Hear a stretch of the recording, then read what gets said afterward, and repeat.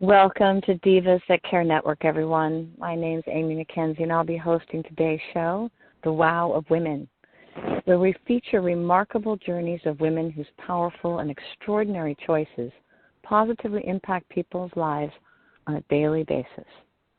Today's guest is very special, not only in what she does in the world, but also to me personally. I have tremendous respect for Candace Smiley, who will be joining us. She's a mom out of Alberta, Canada. She's a social marketer, an entrepreneur, and she finds tremendous joy in connecting people. And she's got so much on her plate. She's got 10 years experience in network marketing, and she's just one of the most disciplined, discerning individuals, incredibly encouraging to others. Her strong desire to help people is so very clear. And I love a quote that you wrote, Candace, that you are a lover of all things, a natural leader and disruptor with a passion for helping women to not be afraid of the numbers and to understand how to build rapport quickly to create lasting and synergetic relationships that are always win-win. I just love that. It's such a pleasure to have you on the show. Thank you so much for joining us. Welcome, Candace. Oh, thank you so much for having me, Amy. Yes, and I love your topic, Shall We See? And so, before we jump in, I just, what inspired that topic for you? Well, I think that right now, for anybody listening in live time, the world is in a bit of a state of flux. And one of my favorite quotes is, that an optimist always hopes it's going to change, right? The pessimist is busy complaining about what they can't handle, but the leader just simply adjusts the sails. And so I feel like every day has been challenging me and, of course, many other people to step up and, shall we see what today is going to bring. And personally for me, Amy, it's been a time of drastic change where I have been looking at my life and saying, what's ready to be, let go of and what is coming in. So I figured, when you and I get on the phone, we never run out of things to talk about, and I suspect that today will be no different. So again, thanks for having me on today. Oh, it's a pleasure. Well, I want to just kind of dig in. I love talking about, what is the cause that is most near and dear to your heart, to really give kind of a lay of the emotional landscape of who Candace really is. Oh, that's a good one. Well, that's interesting that you bring that up and that, things always seem to come together, and there really is no coincidence in the world. Because I actually started writing my book yesterday. Wow. And a big challenge in my life, to be honest with you, Amy, is I am definitely an introvert, and I keep that which is most precious to me close to me. And lately I've been sort of tapped on the shoulder, if you will, that there's power in sharing our story. And so I often sit there and think, well, what is the power in my story, right? It feels fairly egoic to share it. And then I've realized that, when I read other people's stories, I'm inspired, or I go, oh, I see myself in you. And I think that is such that's the power of our story, right? I see myself in you. I'm not alone here. And so I think that at my core, that's what I want to do, right? I've called myself a connector. I'm a social marketer, which really just means I'm tuned in, tapped in, turned on to social networks that are out there. Do I love being on Facebook all the time? No, but I'm aware that it's an amazing platform for us to reach through and connect with people on a totally different level. Now, all that to say, Amy, I'm an introvert. So connecting with people is something that is a challenge because some energetic relationships can take a lot of energy away from me. But connecting with people, we like to do that authentically, typically, as introverts. And we need connection. And I think that has been a driving force in my life that I've just been busy following. I would say following my bliss, but it's more than that, following those things that light me up. And I go, oh, that's fun. I want to do more of that in my life. How do I do more of that? And I think back to when I started as an entrepreneur, which was well over 10 years ago now. And I had coffee with an amazing woman because I was encouraged, take women out for coffee who seem to have a life that you want. And now, I mean, you can get interviews on YouTube, and you can, connect with people. You can take people for virtual coffee all the time, right? It doesn't have to cost anything. And she just basically said, build your network and watch what happens. And I had no concept of that. And so I've been sort of chasing this idea of how do I connect with people and find, financial flow. And now, of course, that's magnified because I'm a solo parent, not a single parent. I'm well supported by people in my life, and I feel like that's dishonoring to those relationships, those people my community who helped me raise the precious little human I'm with. But I sort of solo that, right? The buck stops with me. So, I've got to be my best, not just for, the world or for myself, but also for this tiny human who's looking at me, right? So what lights me up? Well, that sort of all smushed into a nutshell. Yeah, absolutely. And, that brings up a great question, for those of us, men and women, that are the sole, really, provider or attentive, on-duty parent, finding our balance with that, can be a challenge. Can you address that, at least in terms of what have you found that works for you? Yeah, well, I think we need to release that idea that there's going to be balance. I asked the woman when I got started. Well said. I do. I think that when we hold ourselves to some magical, mythical idea that's not actually reality, then we set ourselves up for failure. So I think we need to deal in reality. And the reality is that you're going to feel guilty, right? And we lovingly call that mom guilt. I think that we need to find balance and trust our guts. And so sometimes I need to prioritize spending time with my tiny human for whatever reason that is. Sometimes I need to prioritize work. Sometimes I need to prioritize connecting with people. Sometimes I need to prioritize self-care. So I think it's about understanding the right time to put to things, right? Time is that non-renewable resource, right? We don't get it back.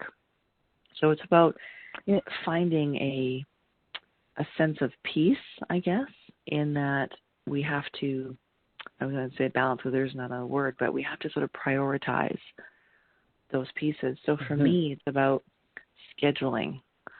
And I am a creative, so I actually allow a lot of space in my schedule for the flow that's so important for me to be creative. I use actually 3 different ways to organize my time, and a paper, journal that basically sits on my desk for the whole week, so I can kind of get a bird's eye view, of what I would like to accomplish, or the tasks, right, the to-dos that need to be done. I've got a success journal, which I love the concept of. Your success journal is the things that you put in there that if you did and accomplished, your life would move forward, whether that's, if I can adopt, a more plant-based lifestyle, I think I'd be healthier overall. And then you can put into your to-do list what that would mean, right? Shopping more in the, veggie section or whatever that is, right? So I have a success list, and then I have a to-do list. And you don't necessarily cross a lot of things off of your success list. But when you do, right, that's pretty awesome. But it kind of helps to know what the bigger picture is. And then I have, timers in my phone so that can go off, so that I can know, okay, I'm going to spend 2 hours typing this book, or I'm going to get on this phone call. I don't want to think about the time that's passing, because I know I have this alarm that'll go off and remind me I have to go start dinner or whatever it is. So I think it's about mastering your schedule. And something new that I've been leaning into in the last couple of years is boundaries. For me, Amy, a lot of my life is spent feeling like boundaries were fences that were hemming me in, or things that had to be put up once somebody had taken too much, right? So sort of, walls that needed to be built to push people out, and ultimately, hurt me in other relationships. Whereas now I've come to realize boundaries are things that you put in place before they're needed. It's kind of like going to the gym. You don't go to the gym to punish yourself for eating the cake last night. You go to the gym because it's going to optimize your energy flow or these sorts of things. So it's the same thing, right? The activity, the to-do is the same, but the mindset around it is the magical piece, I think. It changes it. And so since I've learned that, if I give too much to other people, I'm not able to be my best. And my business deserves my best. My daughter deserves my best. I deserve my best. And the only way I can do my best is if I take the time to master my schedule. Do I win every day? Nope, not even close. But it's a steady progression that I can look back and go, oh, much better today, much better from last year, much better from 4 years ago. And I think that's one of the secrets, I think, to balance. I'm doing air quotes right now. I love that because it's comprehensive. I can get pretty ephemeral, and I'm a person of faith, and so kind of live outside this realm a lot. But I also, for me, it's got to be practical, right? It's got to be something that you can sink your teeth into that has an action step for it to actually prove valid in our lives or meaningful. And it's interesting, as you were speaking about, from the vantage point of, in the beginning, no balance, and how you approach it, the visual that I received was like an ocean, allowing yourself to just flow. There's a fluidity. Even though there's a schedule, there's also a breathing space, which I call the pause between the heartbeats, that you've built into. So there's a sort of valid, identifiable 3D world scheduling process that you have that's also built into, the flow of life and allowing for that. It's just a wonderful combination, and I know that it doesn't happen by itself. So I just want to acknowledge the personal development that you have clearly accomplished, that you would have such a clear capacity to communicate that idea. And I think a lot of women, a lot of people really benefit from applying that idea. And I think we should market Success Journal because that's brilliant. I just love that. Well, that informs the to-do list. It's perfect. Exactly. Yes. Yeah, that's terrific. I also love one of your quotes, radical responsibility has made a huge difference in your life. I think it's such a great term. Can you talk to us a little bit about that and what that means to you? Oh, yeah. Okay, so radical responsibility. We'd have to go back just a teeny tiny bit, and I won't go into, the full story, but basically when I was 17, I went through some challenging things that I felt like were out of my control when they happened to me. And for a long time after that, I was stuck very much in a blame game. I am this way because this happened, and, this person did this to me. And really, because of that mindset, I was giving away any kind of power or control. And I'm trying, as you can tell, to not use very cliche terms for these concepts that I spent a lot of time thinking about and meditating on even, right? Just really letting them ruminate, I guess, go over them. That introvert quality means I like to think. I love to think. I think about a lot of things. I have a paper journal, and I go through quite a few a year, and I just sort of put down thoughts and ask myself questions, because our lives are really determined, the quality of our lives is totally determined by the questions we ask ourselves. And that internal dialogue, right, is maintained by that. You ask yourself a question and it follows. So when I was challenged and asked, well, what did you do that impacted that decision? And of course, that was really, dialing down after years of other bad decisions and giving away more power and all this other stuff, right, which we're not going to get into today. But the challenge was presented to me. What if you took responsibility for that? Not responsibility for the blame, not responsibility for the guilt, not responsibility for the action. That's not the point, right? That's not it. But what if you said, okay, I'll own that. It happened. Now what am I going to do about that? Because the second you take radical responsibility for it, your mind begins to create solutions for it. Mm-hmm. Rather than when you're blaming, you're giving away your power, and then you're powerless. And that shift was huge in my life. I went from going, oh, well, maybe that happened because of this, and maybe if nothing else, which I've actually seen time and time again, to be honest with you, Amy, when I've shared that story in its entirety with other women and other people, let's just go people, who've had a similar experience, they go, wow, and I can literally see relief, forgiveness, right? You forgive yourself, doesn't matter the severity of the situation, there's forgiveness. Forgiveness is freedom, not for the other person, right? It doesn't necessarily give permission for what happened, it just releases you to find a solution for it. So that little idea has began to permeate every part of my life where, you know, especially right now, right, as economies are shifting and changing, I am responsible for my income. I am responsible for making sure that my tiny human has a safe space to be. And, you know, I grew up in a world where, you know, it's princesses and knights in shining armor. And I tell girls all the time, listen, there is no knight in shining armor. You rescue yourself. You figure out how to climb out of that tower.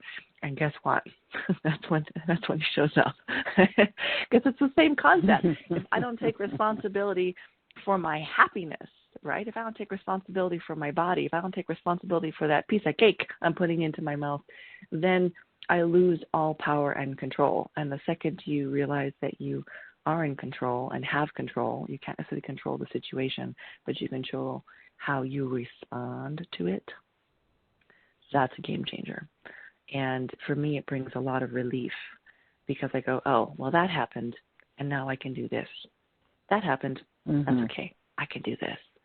And I find that when you get into there, it's like that quote from William H. Murray, once you make a decision, right, once you are committed, then all manner of miracles or magic or whatever words you want to apply to that comes into your life, and usually so fast that you're like, I wish I had just owned this sooner.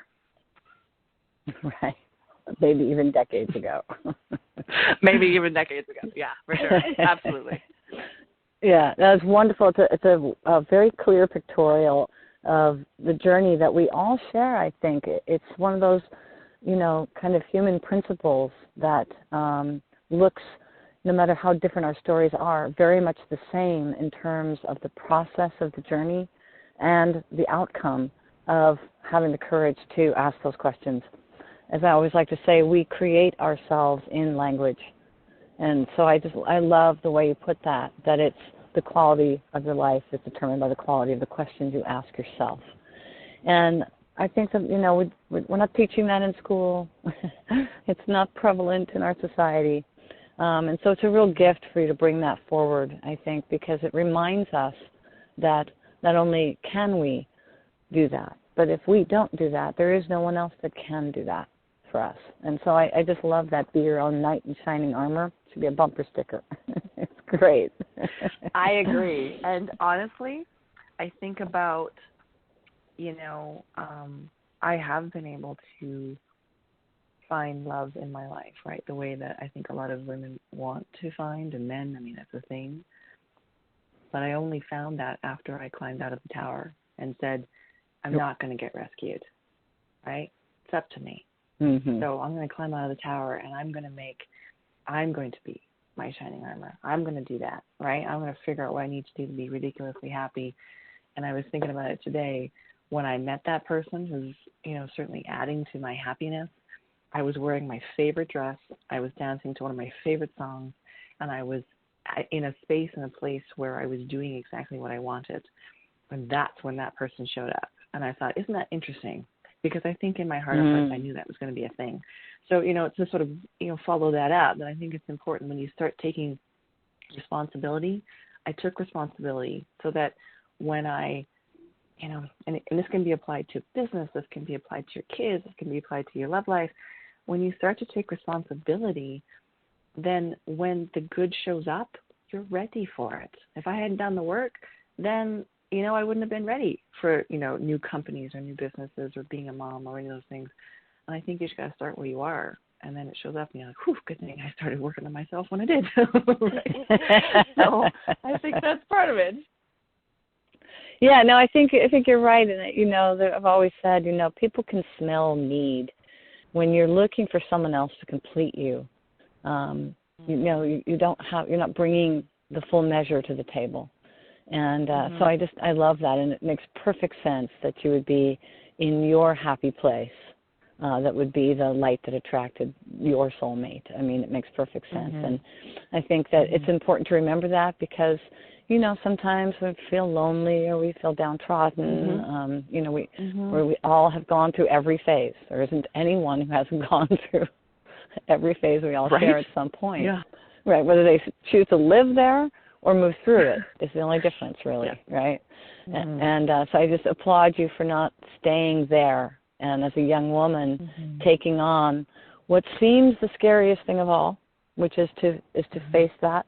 Whatever that is for you, and wrestle it to the ground until you can look it in the face and say, I own this.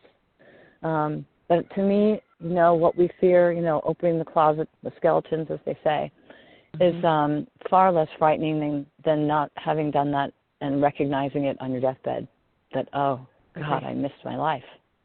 Yeah. So, and that's why I wanted to interview you, because you are an example of a woman who's truly living her life.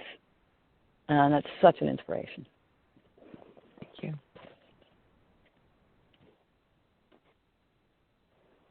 Any last thoughts that you want to share?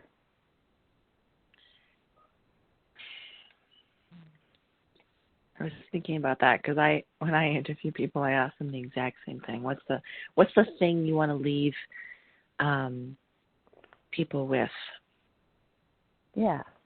And I was just thinking about, sort of all the things we've had the pleasure of talking about. And one of my favorite quotes is, that I will make the world more beautiful, and that will be my life. And I've become really attached to this concept of making the world around me more beautiful, And I used to think, well, what's the little that I can do, right?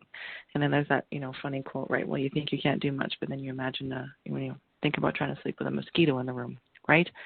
And I think that's true, right? So I'm just going to be the mosquito, right? Hashtag be the mosquito. So it's like, for someone who I guess is listening and, feels like life is out of control, I remember when I started this whole concept, looking at my life and realizing that I was farther away from the woman I wanted to be, that it felt like starting the process of getting to her or becoming her, the releasing of the things I need to let go of, the hurt and stuff, I thought, this is going to be like lassoing the moon, right? And I think, I remember feeling that way. It's like, this is going to take everything I've got. And I was reminded of a quote, right? And having done all to stand.